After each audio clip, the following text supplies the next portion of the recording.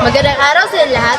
Ako po si Emery Gabay at narito ako upang ibahagi sa inyo ang maikling paalala tungkol sa mapanagutang pagpapasya gamit ang ating pananampalataya o paniniwala.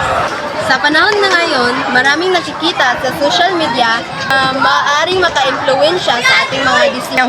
Ngunit, bago tayo gumawa ng anumang hakbang, mahalagang mag-isip muna at tanungin ang ating sarili.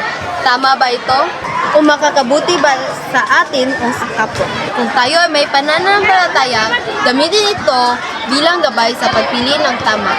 Ang pagdarasal, paghingi sa payo ng magulang o guro, at pag-iisip sa magiging bunga ng ating desisyon ay malaking tulong upang makaiwas sa pagkakamali.